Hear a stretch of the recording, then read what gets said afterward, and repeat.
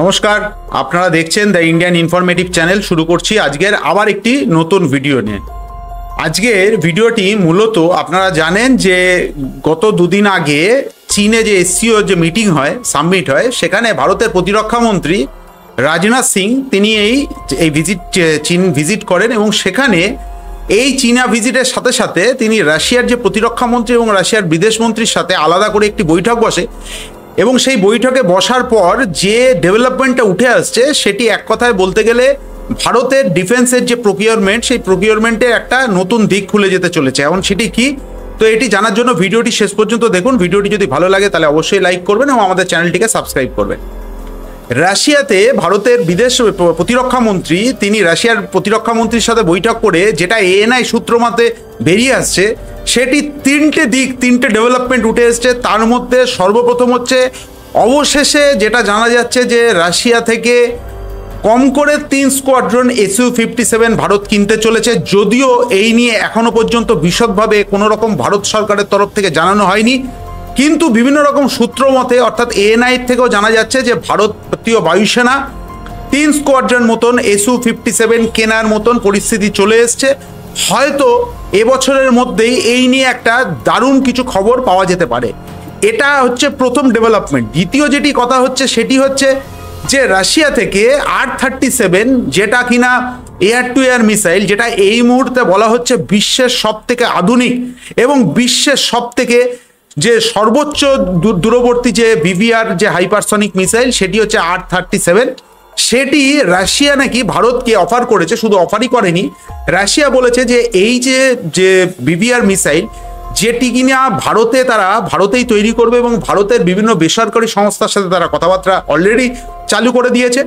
এবং তাদের যেটা ধারণা, যে আমরা যেটা বলি যে এই মুহূর্তে মেটিওরকে বলা হয় বিশ্বের সব থেকে আধুনিক ভিভিআর মিসাইল, কিন্তু রাশিয়ার তরফ থেকে জানা যাচ্ছে যে রাশিয়ার এই R-37 যে ভিভিআর মিসাইল সেটি কার্যত এক কথায় অনবদ্য এবং এখনো পর্যন্ত বিশ্বে রেকর্ড হয়েছে প্রায় 230 কিলোমিটার দূরে ইউক্রেনের একটি MiG-29কে রাশিয়ার এই R-37 কিন্তু মেরে ধ্বংস করে দিয়েছে। তো স্বাভাবিকভাবেই ভারতের কাছে একটা বিশাল বড় অপরচুনিটি চলে এসছে যে রাফেল হচ্ছে মূল রাফেল থেকেই আমরা মেটিওর ফায়ার করতে পারি। এছাড়া আমাদের কাছে মেটিওর ফায়ার করার কোনো অপশান নেই, কিন্তু ভারতের কাছে আপনারা জানেন খুব কম সংখ্যক রাফেল রয়েছে। এখন আগামী দিনে রাফেল ফাইটার এয়ারক্রাফট কেনার কথাবার্তা অনেকটাই এগিয়েছে, কিন্তু এই মুহূর্তে মেটিওর রাফেল থেকে ফায়ার করা ছাড়া আর কোনো উপায় নেই।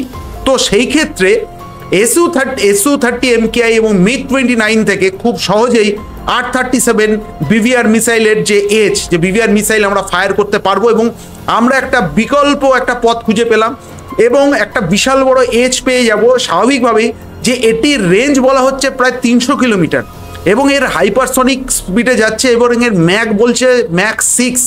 আপনারা কল্পনা করতে পারছেন একটি ভিভিআর মিসাইল তার হচ্ছে ম্যাক 6 হচ্ছে তার গতিবেগ। অতএব কোনো যুদ্ধের প্লেন আকাশে সেই সময়টুকুনি পাবে না অন্তত পাইলটরা ইজেক্ট করার মতন, তার কারণ এই ভিভিআর মিসাইলটা এতটাই আধুনিক। এরপরে যেটা সব থেকে গুরুত্বপূর্ণ এবং যে বিষয়টা নিয়ে আলোচনা করব সেটি হচ্ছে শোনা যাচ্ছে যে ভারতীয় বায়ুসেনা অবশেষে তাদের যে ব্যাকবোন অর্থাৎ ফ্রন্টলাইন ফাইটার এয়ারক্রাফট যেটাকে বলা হয় SU-30, সেই SU-30 কিন্তু ইঞ্জিন চেঞ্জের কথা এই এসসিও সামিটে উঠে এসছে। যেটা জানা যাচ্ছে সেটি হচ্ছে, দেখুন, ভারতীয় বায়ুসেনা যে সুপার সুখোইয়ের যে প্রজেক্টটা নিয়েছে এবং এটা সবাই জানে যে সুপার সুখোই আগামী দিনে ভারতের বায়ুসেনার এই মুহূর্তে যে SU-30 MKI ফাইটার এয়ারক্রাফট রয়েছে তার মধ্যে সুপার সুখোইকে আপগ্রেড করার সাথে সাথে এটিকে 5th জেনারেশন ফাইটার এয়ারক্রাফটের বিকল্প হিসাবে তৈরি করার চেষ্টা চরিত্র চলছে এবং সমস্ত রকম অ্যাভিওনিক্স, সমস্ত রকমের যে ধরনের টেকনোলজি সব ভারতের DRDO তৈরি করে ফেলেছে। প্রাথমিকভাবে শোনা যাচ্ছিল যে ভারতীয় বায়ুসেনা যে SU-30 MKI এর যে ইঞ্জিন অর্থাৎ AL-31FP ইঞ্জিন, সেই ইঞ্জিনটি তারা চেঞ্জ করবে না।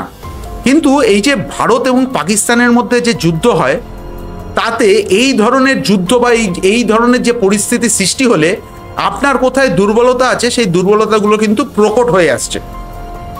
ফলত আমরা যতই রাফেল করে বলি না কেন, SU-30 MKI কিন্তু একটা সত্যি কথা বলতে আজ পর্যন্ত ভারতীয় বায়ুসেনাতে এই যুদ্ধের প্লেনটি কিন্তু যখন ভারতীয় বায়ুসেনা যেভাবে পেরেছে সেইভাবে ব্যবহার করেছে এবং তার ফলও কিন্তু যথেষ্ট পজিটিভ এসছে। এখন ঘটনা হচ্ছে কেন হঠাৎ করে যে AL-31 পরিবর্তে AL-41 যেটা কিনা SU-35 এবং রাশিয়ার যে 1.7177 যে যে ইঞ্জিনটি সেটি কেন এখানে বসানো হবে?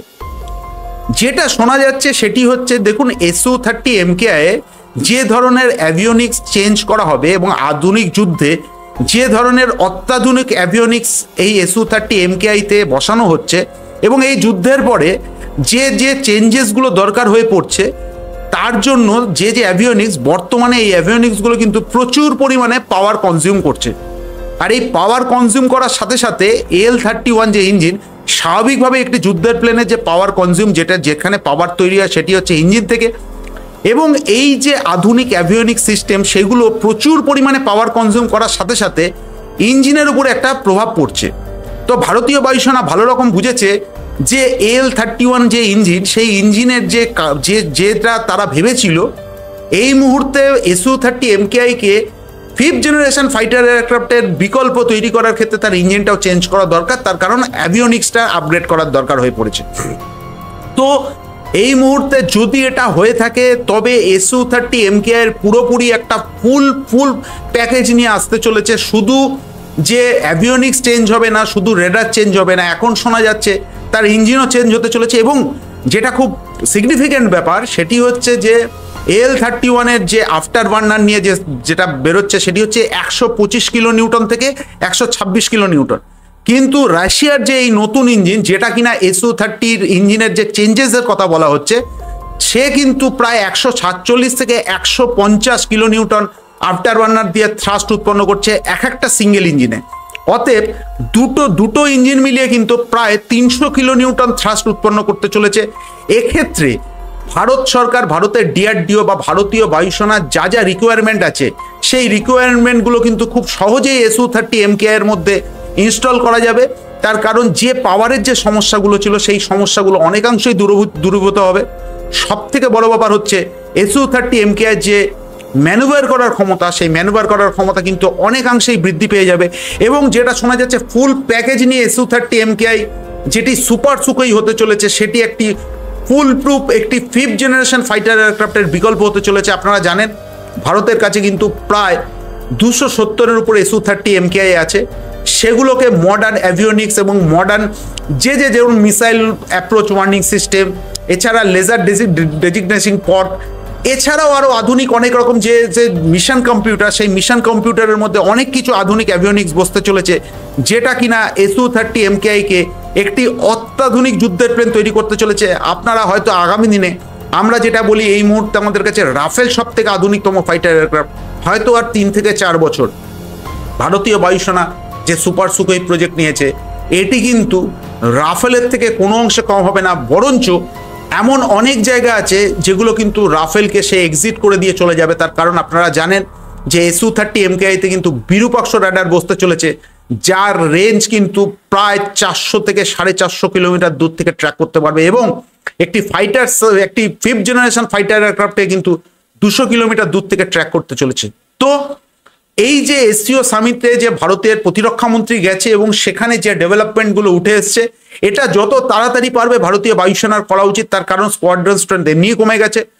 আর যে SU-57-এর যে কথাটা বলছি এই বছরই হয়তো কিছু ভালো কিছু খবর আসতে চলেছে এবং SU-57 কিন্তু তৈরি হওয়া ভারতের নাসিক যে প্ল্যান্ট আছে সেই প্ল্যান্টেই তৈরি হতে চলেছে। তো আজকে যে ডেভেলপমেন্টে উঠে আসলো সেটি আপনাদের সামনে জানালাম। ভিডিওটি কেমন লাগলো অবশ্যই আপনারা কমেন্টস করে জানাবেন। ভিডিওটি শেষ পর্যন্ত দেখার জন্য ধন্যবাদ।